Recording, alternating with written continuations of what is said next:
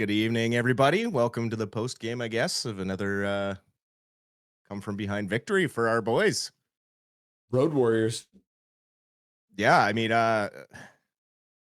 plenty of opportunity to win this one in regulation, but good on them for getting it done. Lanky shutting them down in the shootout there. Besser vindicated a little bit for clanging a beauty chance off the post in overtime. The Canucks, for the most part, um, controlled all the play in overtime there. Only one real chance for Chicago. Um, would have liked to see the power play capitalize at the end of the game there, given two gift opportunities, the one off the challenge, um, and then the next one with 2 minutes left to go in the game. But they did push hard to take over control of this game after finding themselves down 2-0 after the first period. But with the hard push from the Abbey line and a good power play goal from DeBrusque there, getting one of his classic DeBrusque goals where he's in front of the net, just kind of whacking away at it, gets a piece of a stick on it, and it just happens to bounce over the goalie. Sasson, a great eye for the net, beating his check to the front of the net there into the crease, and a really, really smart pass by Hronik. We don't see that sort of look by Hronik very often. Like normally, we would have seen him try and blast that one and miss the net. So for him to be aware enough, it means he's skating with his head up, and I really liked like that play from him. And yeah, some uh, some snake bitten stuff out there too in overtime. Connor Garland doing an incredible job with puck control out there in overtime. And you had Heedle and DeBrusque both without their stick on the ice, not being ready for Garland passes. It happened 2 times. Kids, if you're in overtime and you're in the offensive zone, you got to have your stick on the ice, especially when Garland is out there, because he'll pass to you any minute and you don't know when it's coming. But if you're ready, I can guarantee you the other team isn't ready, and you'll be the only one who's ready for it. So get your stick on the ice. And, there could have been two extra opportunities in overtime there to end it earlier than the shootout. But really, really fine job for them in a first back to back of the season. Had to travel overnight as well, and managed to get 4 points in the beginning of this road trip when before they left Vancouver, were questioning if they were going to win a single game. So a gritty performance by the boys to bounce back. A weird second period, like you were talking about with the blue line hockey there. Four shots and two goals, but it seemed like the Canucks controlled far more of the play. And Chicago had 10 shots against us in that second period, and it just seemed really strange that the result was the Canucks winning that period, and it seemed like they did, for the most part, win that period. I don't know. Yeah, it was like a figment of my imagination or a glitch in the matrix or something for that to happen. But definitely really good stuff in the third period there to manage to get it to overtime and not really give up a goal. The only goal that they did give up was disallowed. And let's be realistic here. This game should have been 2-1 in regulation. Bertuzzi's first goal in the first period never should have counted. Absolutely all over Lankinen. Numerous times should have been a goaltender interference penalty on that one. But luckily they did get it right during the challenge and the call on the ice. I think the call on the ice did benefit us in that matter, in the sense that they didn't call it a goal immediately. Um, in that the definition of that needs to have definitive proof to overturn the call on the ice. So I think that one we did benefit a little bit from Toronto having to say, well, your call on the ice is that, and this one could really go either way, but we see it your way if you want. If that's the call on the ice, that stands, right? So, um, as much as I did cut up Sutherland in the first period or first intermission there, they did get a call right and did get a couple penalty calls for us in late in the game there. I mean, the Canucks were 6 power plays, right? Plenty of opportunity for them to try and bury one. 2 late ones, but in the end, it doesn't have to be pretty. It just has to be 2 points on the board. Right. I mean, and that's the thing. They were 1 for 6 on the power play, which is 16.7%, which isn't the greatest percentage. But at the end of the day, if you get one power play in a game, if you can rely on your power play to get 1 goal a game for you, then you're probably doing pretty good, regardless of how many. But and we talk about this a lot of the time, is when you see a team that is getting all these chances and not having them go in, it feels like they're on the verge of getting to that point where they can start winning games. Whereas you can see sometimes where a team is coming off of a winning streak, they're still winning games, even though they're not really deserving it there. So I think this might be one of those situations where the motor is slowly starting to turn on a regular basis, because the power play looked very dangerous, like you said. So I wouldn't be surprised if they can walk into Washington for breakfast hockey on Sunday and get some power plays. I wouldn't be surprised to score another power play goal, another 2 power play goals, if they can keep things moving like they were today. For sure. I'm not saying the power play was terrible tonight. They definitely controlled the puck really well and were getting some good chances set up. I mean, Elias Pettersson should have like 20 assists on this season if some guys had some finish and we had just a little bit of puck luck. He's doing good work to try and set stuff up. He's been a little handcuffed with a little bit of bad luck. A really great play in overtime there to drive the middle and just, Knight just gets a toe on it as Petey's trying to pull it to the forehand around him. Um, everyone else says, oh, he missed that goal. Whereas, like, if he had just tucked it around him, everyone would have been calling him a hero. I was just happy to see him have the confidence to make that play, because the more he makes that play, the more they're going to go in. So it was nice to see that type of drive out of Pettersson late in the game to want to go through the defense, stick handle around one of them, and just missed sealing that one before the shootout as well. So all in all, I'm happy with the progression that we're making. One thing that's still alarming is the 8 shots to 1 out of the gate tonight. Foot, knee, and Hughes need to do a better job of having the team ready to go off the opening puck drop, and so we'll see if they have that in them 9:30 Sunday morning. But I think Pettersson's looking better and better with Garland on his line. He looks like he has a lot more energy, so hopefully that sticks. But I really do hope that they bring Lecker Mackey back in, shift Garland to Petey's left side, because Garland can play either side, and then have Lecker Mackey on his wing. I really, really, Drew O'Connor's got to come out of this lineup. He's just not doing anything out there for me. You got the Abby line that's just clicking on all 4 cylinders. Oh, look at the time on ice. I got it on the board here for you. Drew O'Connor coming in with 1250 at a -1. And then Max Hassan, Archie Baines, and Linus Carlson, all with sub 9 minutes, right? Like just around 8 minutes, and they're all +1. So how can they continue to have Drew O'Connor rolled out in a net negative on this lineup? Like how can you justify having him in this lineup still? Well, and if you pull up the event summary from last night, Drew O'Connor was the only Canucks player with a minus. Everyone else plus or even. So it's just getting harder and harder to see him as, someone who can push the puck down to the other end. Yeah, occasionally he's in the right position to get a loose puck and clean up some garbage, or he'll get a puck where he's at the beginning of a shift and he can streak down the wing and shoot one and score a lucky goal. Well, you know, there's 80% of the NHL can do that. I mean, there's a reason why there's only 600 or so, 750 guys that play in the NHL every given season. But for me, I just see someone who is not doing anything to benefit the lineup.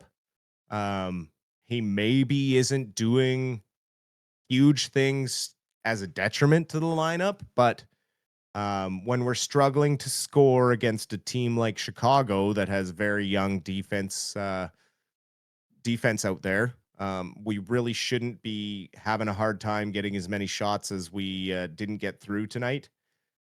And for me, that's a product of having people like Lekermacki out of the lineup. I mean, I think Lekermacki would have absolutely eaten these guys alive tonight with shots, because if he was with Petey and Garland, I mean, Garland's going to get the puck out of the corners and Petey's going to find Lekermacki in the open ice, and Lekermacki's just going to bury them, right? So that's the next step for me.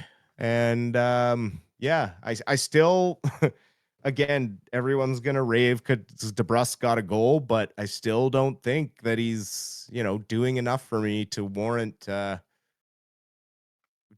any praise yet. I still need more. KJ Brazy using his monthly membership message to say just the right amount of scruff. Dustin Boydell always has the right amount of scruff. Absolutely. Thank you, KJ Brazy, for being a member. How many months is that now? 7 months as a member for KJ Brazy. We appreciate you, my dude. Let's go. Dedication right there. Hits wise, I wanted to bring that up too, because this seemed like one of those games where the Canucks were controlling enough that it didn't seem like they were getting hits because they didn't have the puck. I mean, at least after the first half of that first period. But 26 shots, 26 hits, to 19 for Chicago. And then when we look at the other stats here, pretty even across the board. Chicago with the 6 takeaways though, but when it comes to the hits, the Canucks were definitely had a physical game going out there. But having said that, some of those hits were Drew O'Connor running into a guy, jarring the puck free and not recovering it. So I feel like I might be taking a little bit of crazy pills. I have to move on for Drew O'Connor. I hate him too much. I have to talk about something else.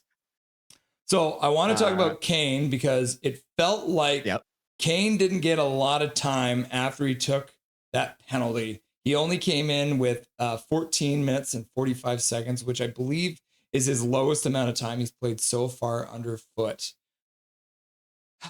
What do you do with Kane? Does he need to be demoted down to the third line again? Is that, or is it just because he's old and he can't handle the back as well as some of these other younger guys?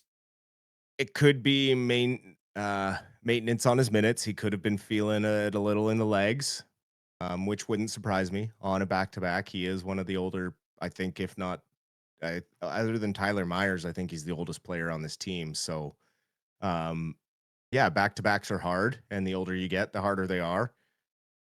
I also, don't think he deserved to get that slashing penalty, really. But he did get pretty fired up at the officials, so maybe he was still kind of stewing over that, and the coaches saw something in maybe they just felt something was off with him tonight and he needed to play less. Also, with the extra power plays that they were getting in the third period, Kane now demoted to the second line power play. I mean, the first line was staying out there because Chicago wasn't getting the puck, and they weren't getting it out. So I think maybe 30 seconds of power play time for Unit 2, I think, combined tonight, overall the 6 power plays. So that takes away from Kane's ice time as well, given that Garland has definitely supplanted him for now on that power play 1 unit. So when I show you this, does this make you feel any better about DeBrusk? 10 shots tonight. I mean, it's good signs, right? Like, absolutely good stuff. I just think then it takes away from Besser's touches on the puck, right? Like, that's the thing with those two. Like, they're so similar. But I do think that that's absolutely great signs for DeBrusk to have 10 shots. 1 goal on 10 shots is a little bit like, okay, now you need to, if you're going to get the shots through, you got to start finding the corners. But I do think he's progressing in the right direction. I'll say that. I'm just not ready to heap praise on him yet. Is it a great game by DeBrusk? Probably his best one of the season. I will say that. I'll give him the credit that, yeah, this is his best game of the season, and it needs to keep progressing in this way. But he needs to find that consistency. We all know he has it in him, but it's like a roller coaster with him, and he goes up and down and up and down. And if you want to be a top line winger in the NHL or top 6 winger in the NHL, you can't be going up and down like that too often. It's okay to have an occasional slump or an occasional cold streak, but when it is like he'll be hot for 5 games, cold for 15, hot for 2. It's tough to keep track of when he will be going and when he won't be going. And that's my beef with DeBrusk. Great night tonight. Can he bring it again on Sunday morning? Then maybe I'll start being a little more excited about the trending in the right direction. Okay, so chat, here's what we're going to do. I'm going to get Dustin to comment on what I see as the most hilarious 3 stars of the game so far this year. After that, no. we're going to hop over and quickly talk about the Abbey Canucks game, which also finished tonight in Laval. And then what we're going to do after that, then we're going to take a couple questions from chat. So start putting your questions in chat for Dustin now. And even put Rusty and Dusty question and then put your question just so we can pick it out of chat a little bit more easily. So Dustin, my opinion, the most hilarious 3 stars of the game so far this season in Chicago tonight. What are they? I had to look after you told me. I was curious. I couldn't help myself. Tyler Bertuzzi is the #1 star. What are you talking about, Chicago? What? Did somebody have a gun to your head? And it's possible because you're in Chicago, but seriously, Tyler Bertuzzi is the #1 star with 1 goal. I mean, to be fair, best skater on the Chicago team tonight, the most noticeable, generating the most chances, and really the most effective player. Do I think he's the first star? Absolutely not. But I do think Kevin Lankinen deserved the first star honors after the 33 shots on goal stopped, and then also getting all the stops in the shootout as well. To me, that's more of a first star performance in a game like this that ends 2-2 and goes to a shootout. Typically, one of the goalies performed better than the other one, and that's why it went to the shootout. But that's just me. Yeah.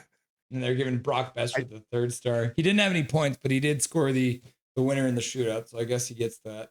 But I mean, even if I'm the Chicago guy and I'm set on putting these 3 guys, I would just flip Bertuzzi and Besser, right?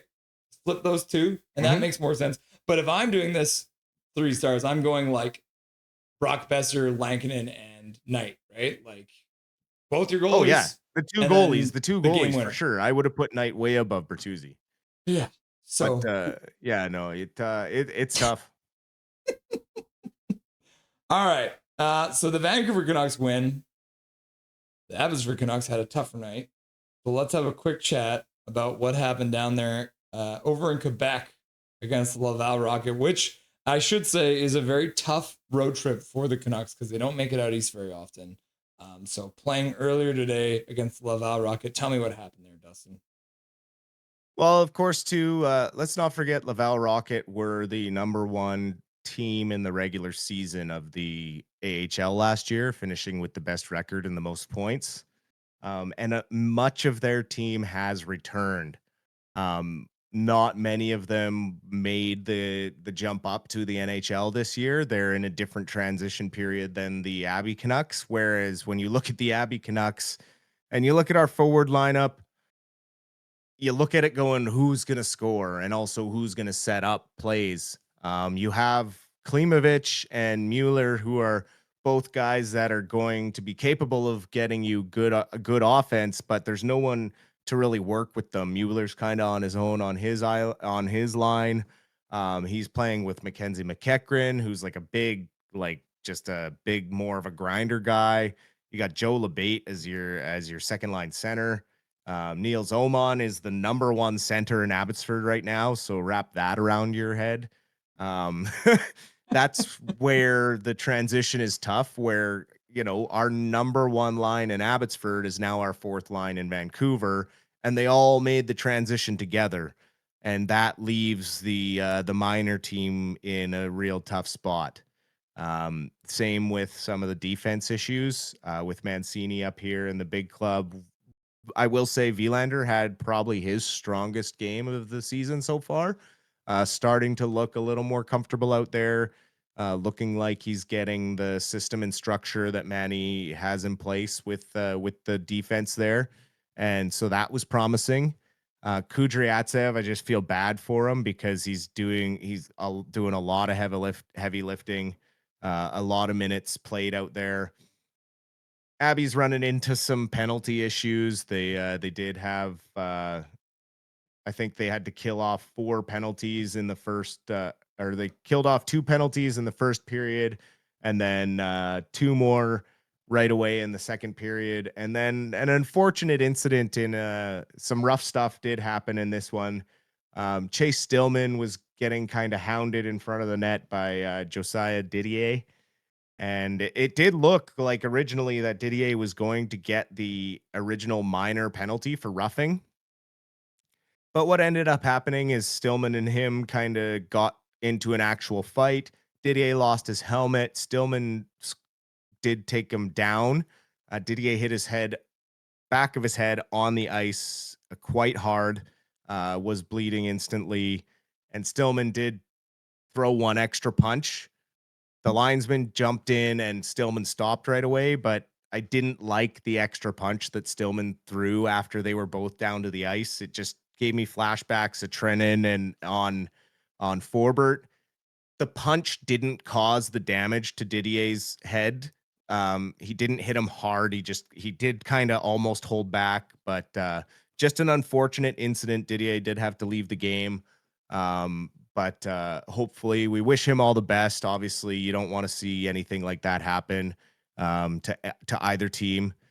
He did skate off under his own power, so no worries there. It was good to see, and got some good claps from the crowd, and then it was kind of rough for the rest of the second period, and it was 1-0 going into the third. Ty Young did a great job holding the team into this one through 2 periods, keeping it only 1-0.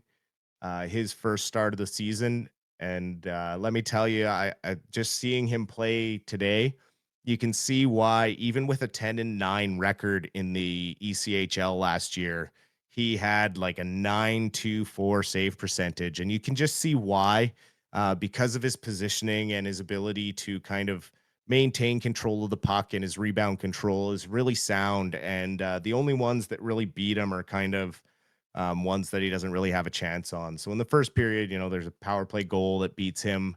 A good setup by Florian Chekai, the younger brother of Arbor Chekai, um, who people will know with the Montreal Canadiens. And then in the third period, a quick goal by Laval, a minute and 49 seconds into the third to take the 2-0 lead, and then just kept pressing, got up 3-0 4 minutes in, and Abbotsford just doesn't have enough offensive talent to fight back right now. So they probably will get a bit of a reinforcement once Niels Hoglander comes back, and we'll see what happens. The more Baines plays, the harder it is going to be to put him through waivers to go back to Abbotsford. So unfortunately, the one who doesn't require them is Max Sasson, and you see him in the lineup and go, oh, we don't want him to go back to Abbotsford. But just in a business sense, Alvin's going to have to make a trade here soon. Just looking at the business side of it, because the last thing you want to do is lose someone for free. So he might as well start getting on the horn and finding a dance partner and trying to make something happen, because there's going to be some big questions here soon as guys start to come off the IR. Same with Forbert and POJ on the blue line, and then in a couple weeks here with Hoglander. Yeah, the final score ends up being 3-0 for Laval, winning it. And even just looking at the shots, the third period, that must have put the fans to sleep. There was only 4 shots apiece on either side.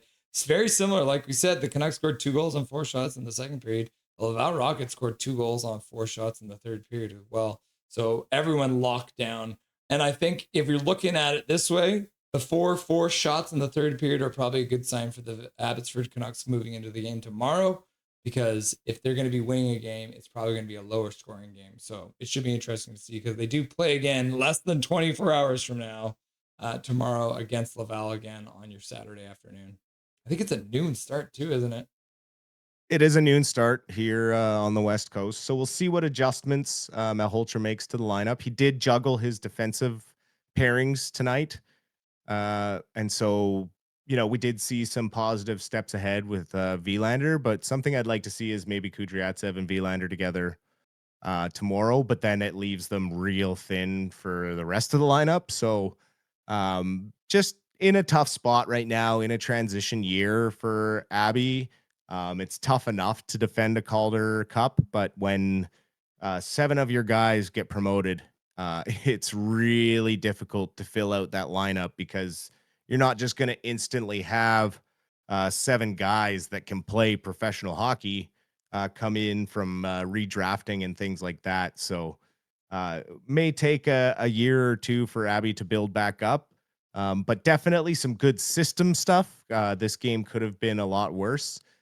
We see the system work in certain ways. There's just not enough talent right now to get the puck driving back into the other end for Abbotsford, But you look at the unfortunately. roster that I've got on the screen here, and I think I just counted. I think if you include the forwards, defense, and the goaltenders tonight, there was only 8 people. I'm not counting Minio because he didn't really play very much. If you include Minio, there's only 9 people on this entire roster that played for the Abbotsford Canucks last year, and so obviously huge turnover. But again, first loss of the season for the Abbotsford Canucks. So we're not going to take it too hard this time. Exactly. Against a very, very good team. Yeah. Connor Cahill donating for Calvin 99 Charlie $2 to say la la la la la la la la la la la la la. And were you saying, Dustin, did they play that song in the Chicago Arena today, the Canucks goal song? While they were waiting for the shootout to start. Oh, while they had they're just sitting there waiting for the hype up song for the shootout was Where the Streets Have No Name. And I knew right then and there, Canucks were winning that game. You can't do that to the sports gods. I don't care how many bad bounces the Canucks got tonight. You can't play that song right before the shootout and not have the Canucks fired up or Lankinen fired up. Yeah. Like, hello. Eric Hunter coming in with another gifted membership. We are actually full of gifted memberships now, so nobody got it. I keep on saying I really need to make a video about how to get gifted memberships turned on. But I am currently, I have to find a channel that I'm not, I guess, membership on, and then I'll show you guys how it's done. But Eric Hunter, thank you again for the $5 dono. If it doesn't end up going to anyone today, you'll get a refund and you can give it back again the next game. Questions from the crowd. Let's see. I saw one up here. German Canucks waking up at 4 a.m. to see us. Question for Dusty. What is the one thing we need to do to improve when we play against a good team like the Capitals? Got to be ready to go when the puck drops in the first period. It's well and good to battle back and things like that. It shows a lot of heart, and that's going to come in handy later in the season. But right now, early in the season is about getting into good habits, and good habits start with good starts. And I'd really like to see them driving the play more and being more confident with the systems and structures that are showing when they're working hard and playing with a little more urgency from behind. So to make that step, when you watch the best teams in this league, they don't wait to settle into their game. They're settled in the second they step on the ice, and they're pushing the puck into your end. And so if the Canucks want to make that jump and be considered in a more serious way, they can't be going down 8-1 on the shot clock when the game starts. Ryan H. Dusty, with Van allowing so many shots early and the workload on our goalies, do you think they will keep alternating Demko and Lankinen? Yes, I mean, for sure. We talked about this last night. I said that Lankinen's starting this game 100%. And I am very confident that it is written on a calendar who's starting what game. It was agreed upon by the goalies, probably the goaltending coach, probably the general management. Like, everyone probably knows the days on this calendar, and it's probably Demko, Lanky, Demko, Lanky, back-to-back Demko, Lanky, back-to-back Demko, Lanky. Like, it is probably the most scheduled a goaltending tandem has ever been in the NHL. And they will continue to ride that to make sure that they have the best out of Demko, the best out of Lankinen, so that he doesn't get rusty. And hopefully when March and April roll around, they're in that playoff position and everything with the systems is kind of clicked and they're ready to show that they are making that step to qualify to be in the playoffs. I'm not saying that they're going to be a contender. Obviously, the season's long and there's still a trade deadline. Some teams may fall off a cliff. The Canucks may suddenly click and they might get their line combinations right and suddenly they're off to the races. Who knows? We don't have crystal balls, but one thing I do know that is set in stone is for sure the goaltending schedule as long as everyone stays healthy. Ramjot, new regular viewer for the last couple streams here. When is Tom Wielander getting an NHL call? As much as I was praising his game tonight, he is a long, long way from the NHL game. Don't get me wrong. I think he's got a lot of promise to be an elite defender in the NHL. I just think he needs time to get more confident at the professional level.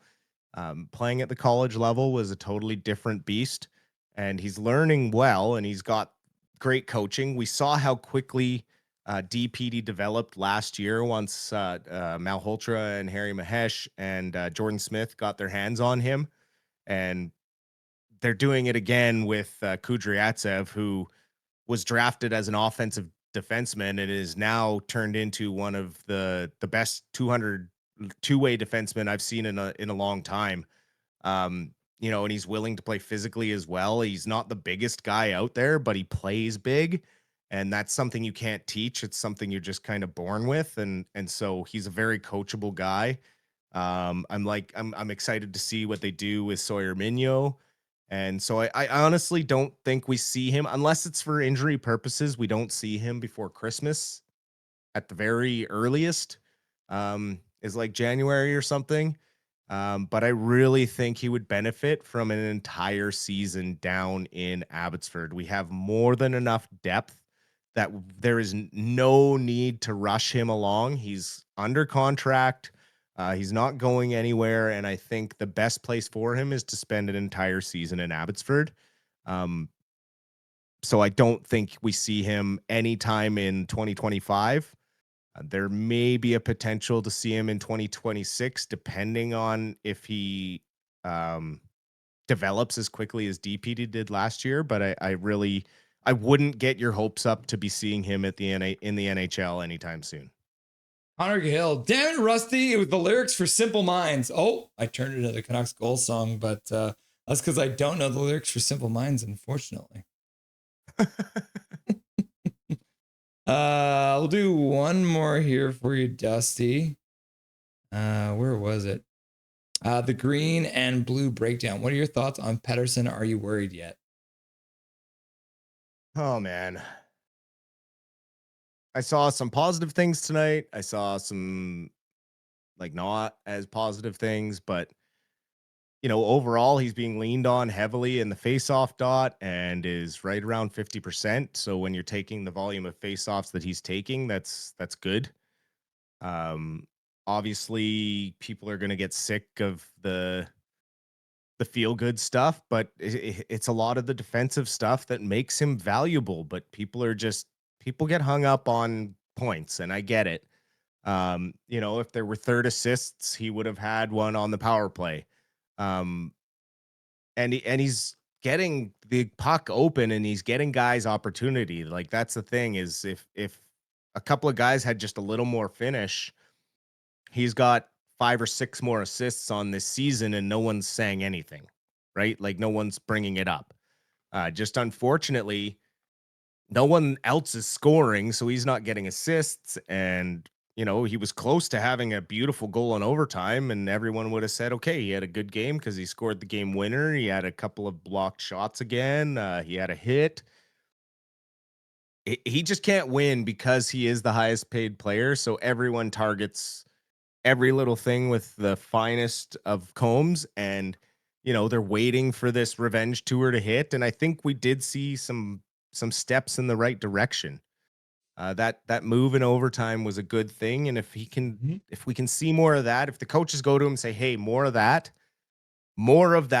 confident PD, like that angry, confident rookie we saw that came in and like if you pissed him off, he went, grabbed the puck, went down the ice and scored. We need more of that. And I think we're getting closer. I think with Garland on his line, it's given him a little extra juice. And man, I'm telling you, if we can get Lecker Petey, and Garland together, I think that will bring him back to earth. And yeah, obviously, I've said from the start it's a 10-game thing for me. After 10 games, it's still not working. Then yeah, I'm going to be on PD just like everybody else. But everyone needs 10 games to get into the season. And I know it always seems like excuses, but really the lines have been shuffling since game one. And I think we're finding people that work together. Chemistry is a real thing. You see it with the Abby line. Petey and Garland are a good duo. They just need that third piece to the puzzle. And I really think Lecker is that piece. So we'll see what they roll out on Sunday morning for a lineup, but I'm hoping that that's the line we see is Petey, Garland, and Lecker and we'll see more of the old stuff that I've been kind of preaching about and protecting this whole time. And trust me, my patience is wearing thin too. I'm getting sick of defending the guy because it's like just waiting and waiting. But I did like what I saw in overtime, and oh man, just if he gets the right set of wingers, I think we're in the right direction. We're getting there. Here's my hot take for the game against Capitals. PD scores twice. I like it. 2 goals and an assist. Yep. Dustin, anything you want to say to chat before I let you go and kick you out of here before breakfast hockey on Sunday? Thank you everyone for your awesome comments and questions as always. Best chat on the on YouTube.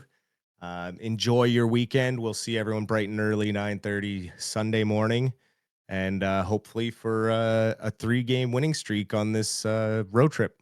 Yeah. Dusty, we look forward to getting your update on the Abby Canucks game tomorrow against Laval on breakfast hockey against the Capitals, 9:30 a.m. Sunday morning. We'll see you there, brother. We will see you there. Have an awesome weekend yourself, sir, and we will talk to you soon. Nothing is perfect.